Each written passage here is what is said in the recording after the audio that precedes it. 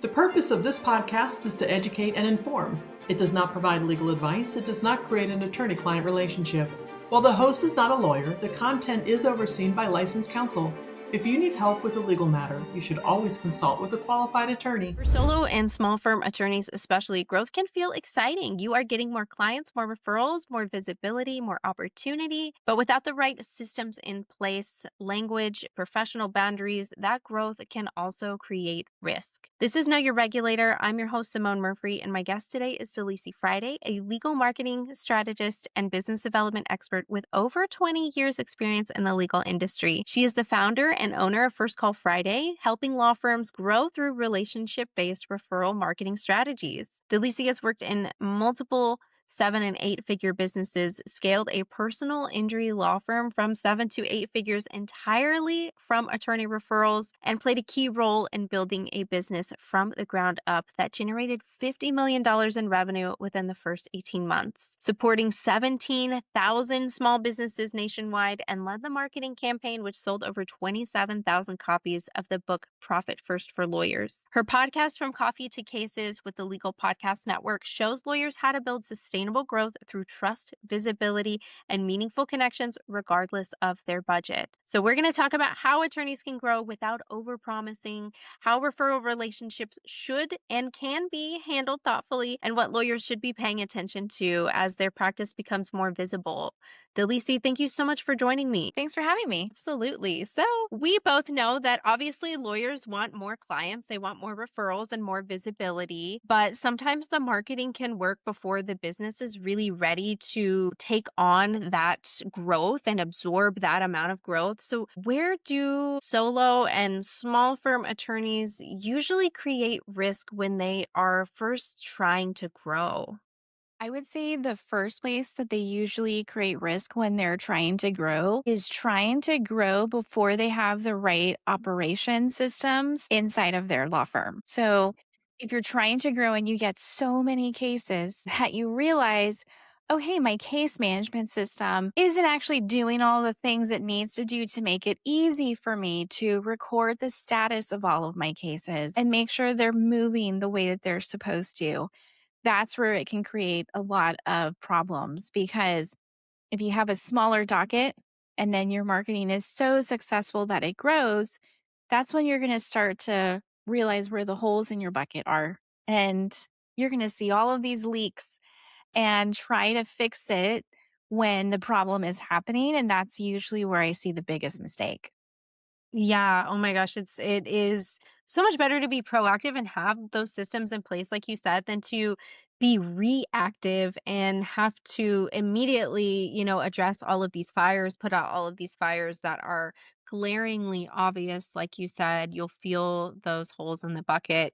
So what kind of systems would you say should be in place before an attorney starts taking on a bunch of more clients, more referral partners, or really even just increasing their marketing activity? Because we know that you could go viral and, one video is all it can take. And then you've got tons and tons of people knocking at your door. That question could probably take the whole podcast. Right. Because there's so many different places. So I'll tackle like the 3 different places where I see that becoming an issue. Place number 1 is intake. So if you don't have your intake reports set up in a way for you to easily monitor the cases coming into your firm and what's converting and what's not, you could have excellent marketing. And the marketing could work so well that your phone is ringing over and over. But if you don't have intake set up in a way where it's easy for you to monitor who's calling, where did they come from? Did we convert them? And someone's not monitoring that on a regular basis, then you have a problem, because marketing cannot overcome a bad intake system. Now, on the flip side, you also need to have the second section, which is marketing, set up in a way for you to monitor what's working. So if I am a marketing director and I'm trying to find out which of those leads that came in from my marketing effort turned into clients, I need to be able to find that information out, and I need to work with intake to find that information out. And so those two kind of go hand in hand. If you can't determine what's working and what's not, then you're just throwing money down the toilet. Just Right. flush it. Yeah. Just flush it. And then the other place I would say would be accounting. Accounting would be one where I would be monitoring that because I want to know of the fees that are coming into my firm, how much of those fees am I keeping?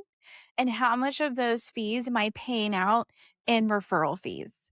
Because I want to be able to monitor, am I paying more referral fees and more referral fees and more referral fees? Hmm. Am I making more money and making more money and making more money?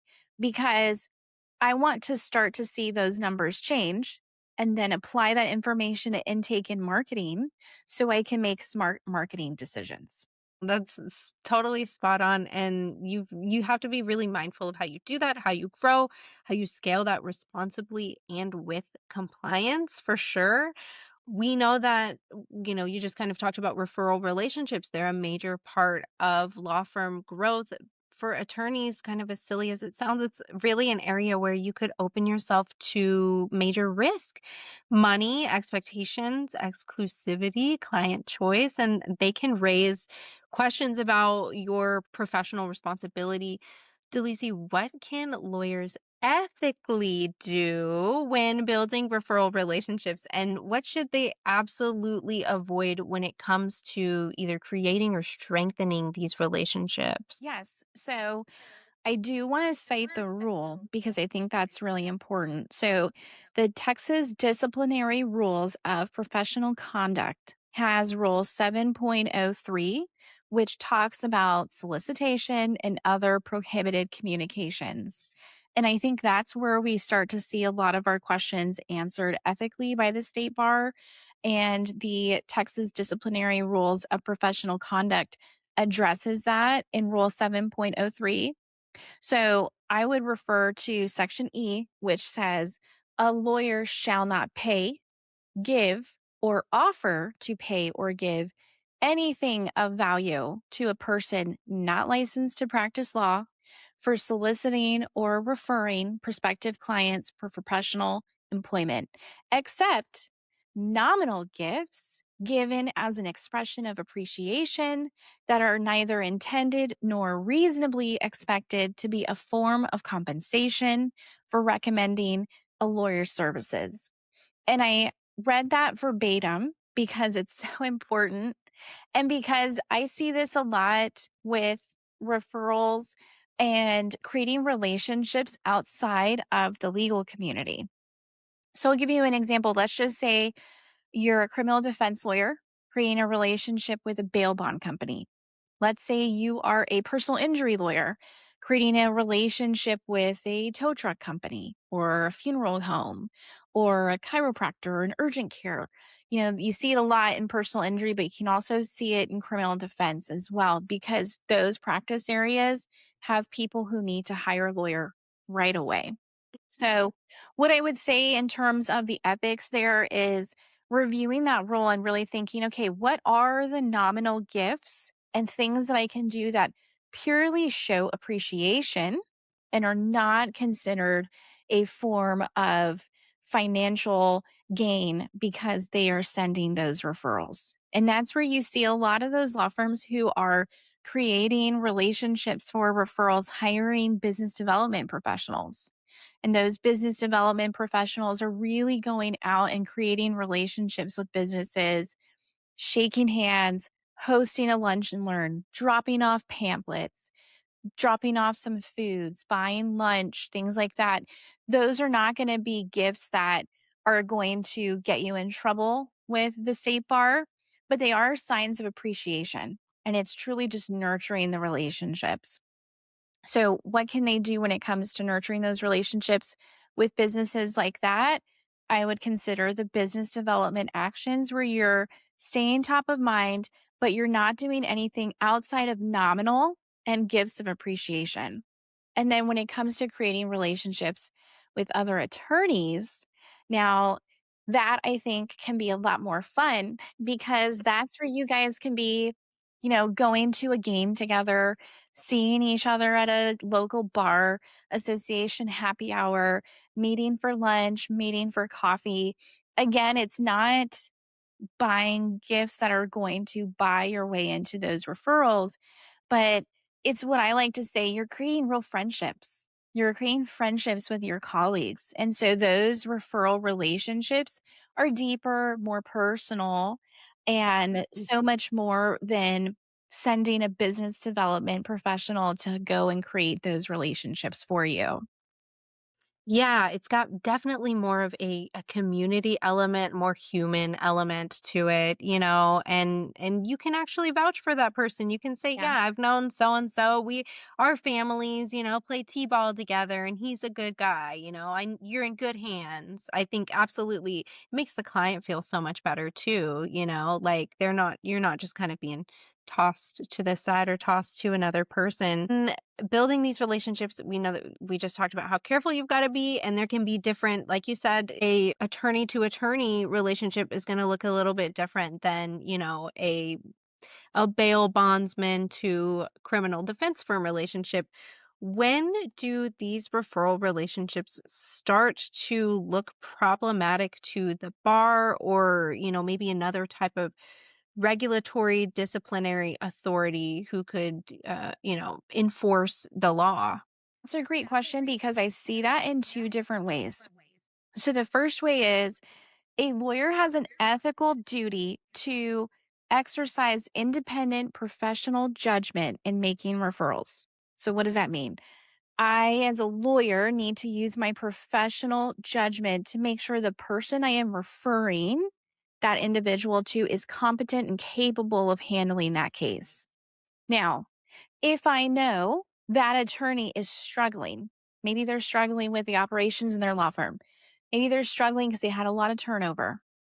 Maybe they had a bar complaint recently because of client communication. Client communication or lack thereof is the number one reason for bar grievances in the state of Texas. So, if a lawyer knows those things are happening, they have an ethical obligation to not refer those cases to the lawyer.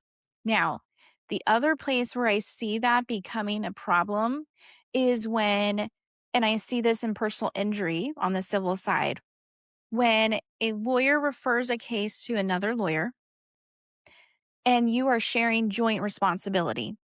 When you share joint responsibility, you have that client signing the consent to associate. You're acknowledging joint responsibility and the fee split between those two firms.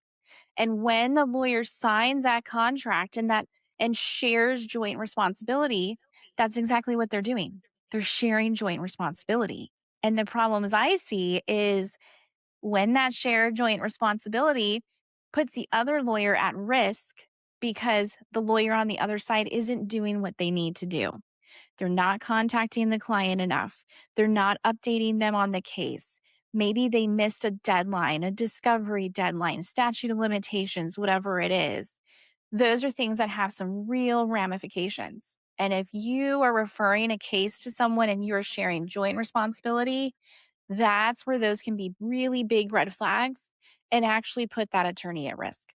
And that just goes back to, like you said, you are going to want to refer or work with someone whom you know is competent, who you know is going to not let things drop through the cracks, not overwhelm themselves, not take on as much more than they actually can. It is really such an important part of law firm growth, but it shouldn't be more than the client's ability to make an informed, autonomous decision of their own. Another way that we see lawyers building visibility and credibility is obviously through online presence. It's huge in marketing, websites, social media, podcasts like this.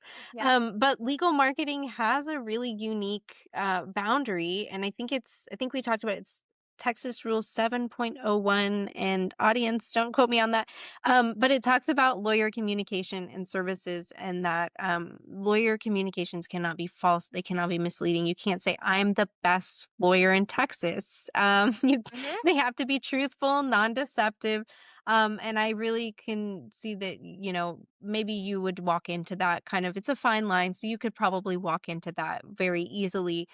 What kinds of marketing claims are you seeing that are getting lawyers in trouble, even if they're just trying to build that credibility? Like we said, you can't say you're the best, but how are they able to build that credibility and be careful with that language? Yes. So, one of the things I will say is, and I don't have the rule in front of me, but I'm sure someone from your office could probably pull it and share it with the audience, is Hmm. when, and this is again specific to personal injury because I had so much experience there. When the case is a personal injury case and the attorneys are sharing joint responsibility, and let's say that case has a great settlement or a great verdict, lawyers will obviously want to market that because it shows potential new clients they can obtain great results. However, where I see lawyers getting into a little bit of hot water is when they do not disclose or make it very obvious to that potential new client there was a partner on that case. So let's say you have a law firm that was handling the case in pre litigation. They brought on another law firm once they knew the case was going to go into litigation. Case went into litigation, had a great verdict, and the pre litigation law firm is marketing that verdict on their website. That's where you're going to get into some hot water if you're not disclosing. You were not the attorney who tried the case. You were the attorney on the case, but you were not the one in the courtroom who obtained the verdict. I can see lawyers getting into some hot water there, and I have seen them get into some hot water there because you don't want your potential new clients to misinterpret that verdict as one that you obtained when in fact it was your co-counsel. Now, Right. this is another area where I think you can kind of be proactive when you are creating your referral relationships because I used to do this when I worked in house and I was working on those contracts where I would ask the referral partner, hey, let's talk about what happens when we have a great result here. Let's discuss how we're sharing that information and the way that we're sharing that information. And so I think that's one area where you can see some lawyers getting into hot water. I think most lawyers know by now you don't want to say you're the best of the best at. However, what I have seen, and this makes me very sad, is there are some law firms now that are creating their own awards and they're saying, um, this award for the best divorce attorney for men in Bear County. And they make up their own award. And they don't allow Oh, other man. lawyers to submit for it, but they call themselves the best of because they created the award. Sadly, I have seen more law firms do that recently in the last 2 or 3 years. I hope that people start to figure out who those law firms are because I think it's extremely deceptive. But again, those phrases, best of, best at, number one, I mean, those phrases do really great with SEO. So I do see deceptive practices like that now. Yeah. Oh my gosh. I am so glad that you brought that up because if that is not just the 2.0 version of I'm the best, if that's not just the loophole around it, That's how which they yeah, start it. is deceptive. It's misleading. It's not a official, I mean, I guess technically it could be official, but by who? If I was a client, that would confuse me, to be like, what is this? How Mm-hmm. did you get this? Anyways, I'm glad that you brought that up because that is so big. And again, it just goes back to let's just follow the rules. And it says truthful and non-deceptive, cannot be false or misleading. And then I think like you said earlier, the working with a partner that will absolutely get you in trouble if you are not forthcoming and truthful about it in your marketing practices. And clients want someone that they can trust. They want to see the proof in the pudding and I would say that you don't even have to lie about that? So how can I think I just asked you this, how can attorneys build strong reputations without overpromising? Well, I'll say this too. Another great place to start is just education, just educating your clients or the community about the work that you do and how they may be able to help themselves is a great start. Podcasting, Mhm. And working with your peers in the community to kind of create that visibility too. Once a lawyer is beginning to expand their practice, we've talked about in the beginning, they may notice what worked well in the beginning is not working so well with the increased volume of clients, team members, referral partners, and overall just public visibility. What would you say are the areas that lawyers should be paying attention to? And kind of going back to being proactive, what could they put in place before they really ramp things up to be able to scale that growth and keep being successful? I would say first, making sure your legal operations is set up the right way. That is actually the one area where I see a bulk of law firms that I've had to consult with in the past struggle because there's a phrase, new level, new devil. You reach that new level in your law firm and now you have a new devil because everything that got you from point A to point B worked. But when you went from point B to point C, something had to break in order for you to reach that new level. Sometimes it's your operations. You have more people, you have more cases. And the case management system that once was great isn't going to cut it anymore. The other part's going to be reporting. What you used to do for your reporting structure probably isn't going to work anymore once you start to grow. So, what I would give in terms of advice for law firms that are trying to grow and prevent having these issues that are going to hurt them would be make sure your legal operations are working very well. Some of the key areas I would be considering are the places where we know you're going to have complaints. So, again, number one bar complaint is lack of client communication. Make sure whatever you're doing, you have a system in place, a report in place that is letting you know when your clients are not spoken to at least every 30 days because you don't want your clients to complain they don't have a phone call from your office. They have no idea what's going on in their case. Number two, I would be looking at average time on desk. Some people call it average time on desk. Some people say how long it takes to close a case. There are different terms for it. But I would be watching how long does it take for you to close your cases?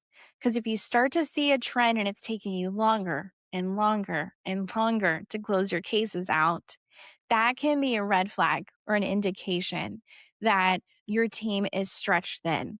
So I would be monitoring how many cases can the attorneys in your firm handle and still do good work?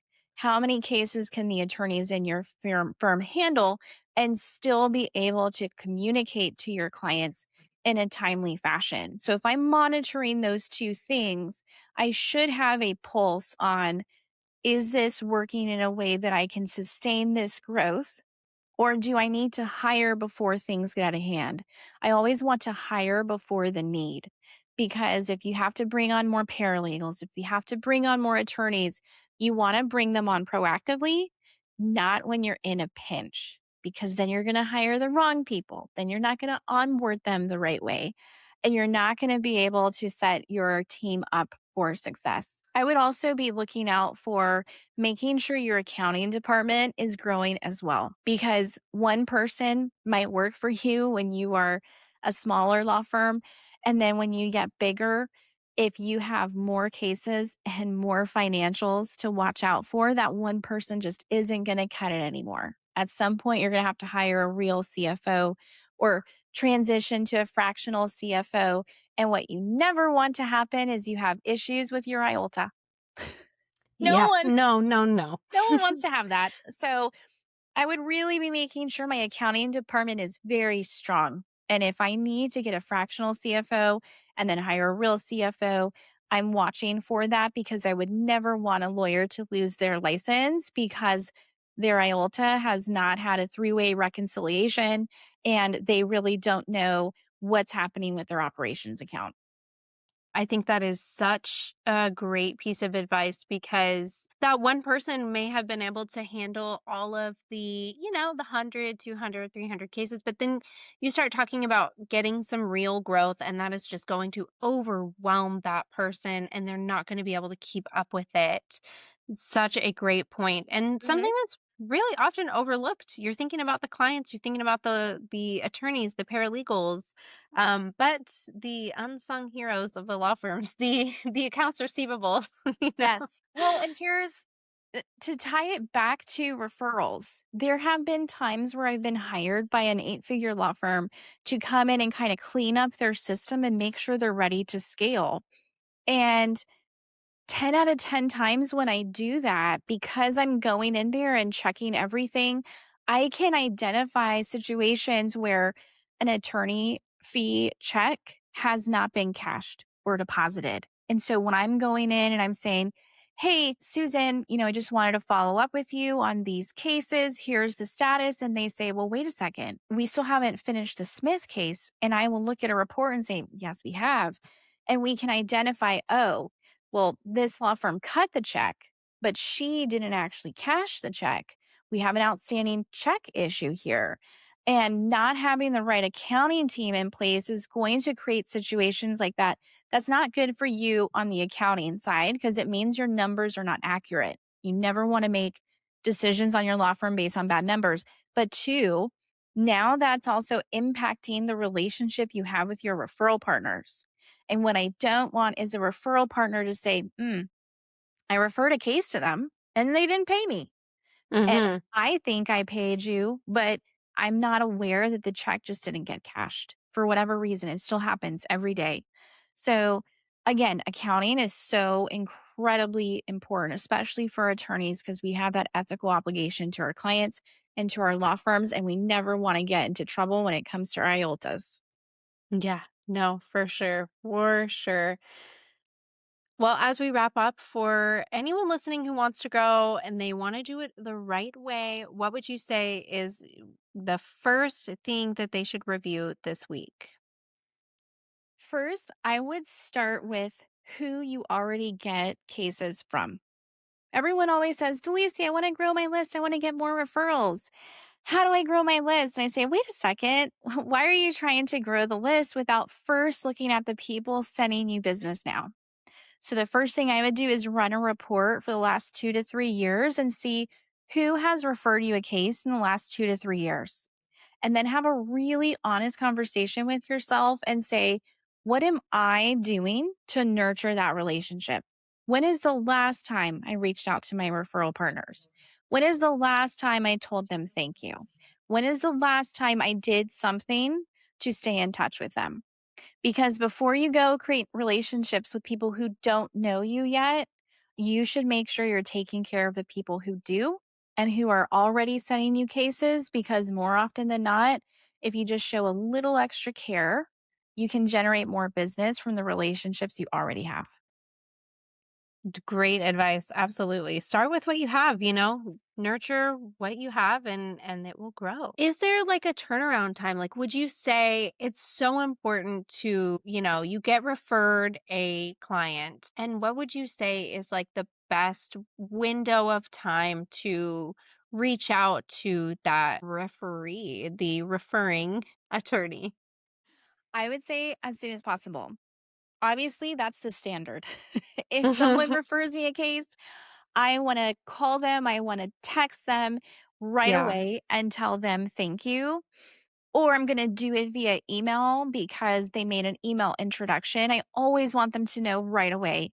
The caveat there is going to be if I don't convert that into new business, I might say thank you once that decision has been made. Mhm. And making sure you're saying thank you for a case, whether you accepted it or whether you rejected it. Because I think sometimes we forget saying thank you is so important. If I accept the case, I should say thank you. If I reject the case, I should say thank you. Because if someone's referring you cases and you reject every single one, but you never say thank you, They're not going to send you any other Yeah, cases. they're gonna stop. And maybe you rejected it because it doesn't meet your case criteria. That's an opportunity for you to say, hey, Michael, just wanted to let you know I rejected this case only because I don't handle cases in this state. I referred it to a friend of mine. Just a friendly reminder, I'm only licensed in Texas. I'm trying to get licensed in New Mexico, but it just hasn't happened yet. I appreciate you thinking of me. And so I would say right away, or as soon as a decision has been made, whether you accepted or rejected the case. Now, that's my dream. I would be crazy to think everyone can do that. I would much rather someone send a thank you a week later, 2 weeks later, even a month later, than not send anything at all. So, Yeah. the caveat to all of that is even if you forget, even if you get busy, please say thank you. I teach this every single day, and even I mess up. I had a lawyer who sent me a gift in late January. It was an end of year gift and it got to me in late January. I told him thank you in March and I apologized profusely because it wasn't until I was looking at my list, making sure I'm nurturing Mhm. all of my contacts, I said, "Oh shoot. I did not say thank you to Taylor." And I apologized profusely when I said, "Thank you for this gift. I'm so sorry I forgot to say thank you." And he said, "I'm glad you did. Because this whole time I thought you were mad at me." And I was like, "I wasn't Yeah. mad at you. I just got super busy. This happened Oh. and this happened and this happened. And I traveled and blah, blah, blah." And I said, "But wait, that's an excuse. There's no excuse for me not to say thank you." So was my thank you more than 30 days late? Yes. But I salvaged the relationship. We had a good laugh about it. He's going to give me a hard time for years to come, as he should. I literally trained this and I totally dropped the ball. But I should say thank you even if it's late, than not say it at all. Because if not, he would have thought maybe we were fighting or maybe we didn't have the Yeah. relationship we did anymore. And I never want someone to think that. I would rather apologize and have my tail between my legs and say, "I'm sorry, life happened. And I didn't say thank you, but I want you to know how much I appreciate you thinking of me." And sometimes that's still as important because it shows you, even if I drop the ball, I'm going to own it and I'm going to Mhm. correct you. And I think that kind of communication has a lot of value to it. I totally agree. And yeah, I think that as a professional, um, again, perfect world scenario, every professional would own it, come with character and integrity. But sometimes that can be hard and sometimes that's built along the way. But yes, owning it and just kind of saying it, and better late than never, I Yes. think absolutely to your point. A couple months later, now you guys laugh about it for a few years, but there's no ambiguity, and great system you've got in place doing your checkups and follow-ups because that's how you found it. So really Yes. just goes is a great testament to all the things that we've been saying, which are get those processes in place so that you can see those things as they happen. You're not being reactive. Yeah, you're protected. Exactly. Well, Delisi, thank you so much for joining me and sharing your insights today. And it's a great reminder, like we said, that law firm growth should be intentional. Referrals, marketing, reputation building, it's all incredibly valuable, but it's got to be supported by those strong systems. So thanks so much for joining me today. Thanks for having me. Absolutely. For our listeners, remember that growth is not just about getting more attention. It's about building a practice that can earn trust, protect clients, and sustain that success over time. If you want to learn more from Delisi or connect with her work, her resources are included in the description below, including links to First Call Friday and her podcast, From Coffee to Cases. For more conversations like this, be sure to subscribe to Know Your Regulator so you get notified each time we release a new episode. Until next week, stay inspired and continue engaging with your regulatory agency. Know Your Regulator, the podcast that inspires you to engage.